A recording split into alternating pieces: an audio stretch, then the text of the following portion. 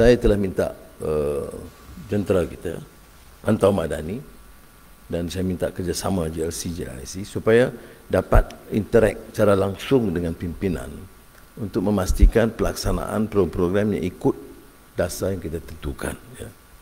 Tidak mengganggu kerangka besarnya, tapi ada beberapa aspek tertentu. Saya bagi contoh. Transisi tenaga, transformasi digital. Itu sudah sangat mendesak dan kritikal bagi negara. Dan ia memerlukan penglibatan semua.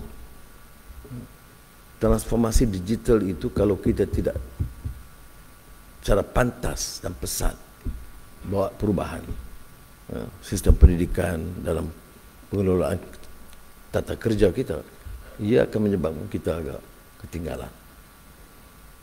Jadi saya harap JLC juga akan melihat hal ini, kerana ini menjadi di antara tunggak dasar negara kita. Dan hal yang terkait juga ialah setengah-setengah JLC ini pekerjanya ada yang 8,000, ada yang 10,000, ada yang lebih. Baik. Masalah rakyat di bawah mereka itu jangan dibebankan kepada rakyat. Saya ingat lagi laporan awal bila kita swastakan tenaga telekom.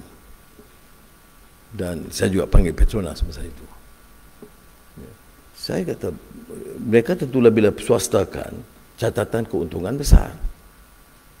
Jadi sepatutnya Menteri Kewangan ucap terima kasih. Jadi saya ucap terima kasih. Tetapi saya tanya, masalah mereka tak selesai. Umpamanya kalau kemiskinan tegar di kalangan keluarga di bawah tenaga atau telekom, apakah dia masalah kementerian masa itu luar bandar atau masalah syarikat? Tentunya masalah syarikat. Maknanya program CSR atau program apa-apa. Baik. Dalam ada 15,000 pekerja, 5,000 tiada rumah. Tak ada rumah langsung. Tak mungkinkah kita fikir ada rencana untuk bina perumahan untuk pekerja sendiri? Kalau tidak, kita catat keuntungan dengan cakap soal commercialization dan kita bebankan kelompok yang agak pendapatan rendah ini kepada kementerian dan kerajaan untuk mengenangani. Saya tidak fikir itu mensabar. Jadi saya mahu umpamanya perancanannya jelas. Baik pendidikan. Kalau ada di bawah syarikat kita yang mencatat keuntungan yang baik, ya, kemudian anak-anak di sekolah atau di universiti tidak ada dana yang cukup untuk belajar, terpaksa ambil daripada PTPTN.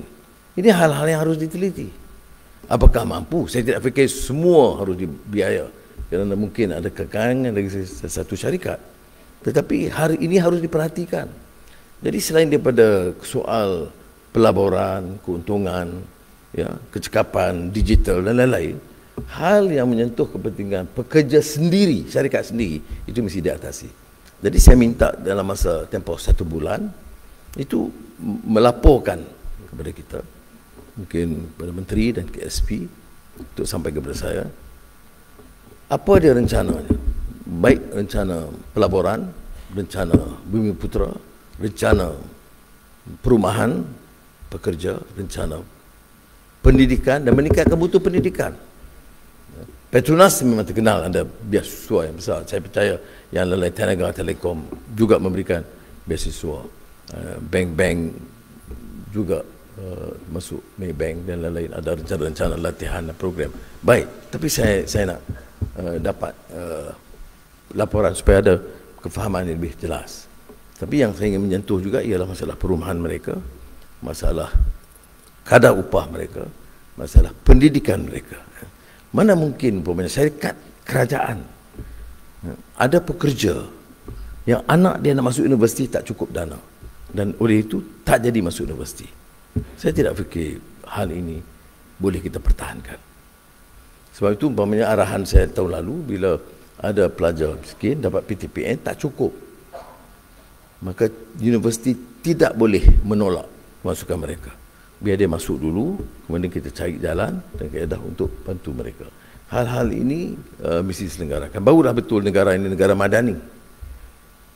Kerana ada pertumbuhan, ada kemampanan, ada transformasi digital, ada innovation dan daya cipta, tapi ada juga rahmah dan ihsan. Assalamualaikum warahmatullahi wabarakatuh.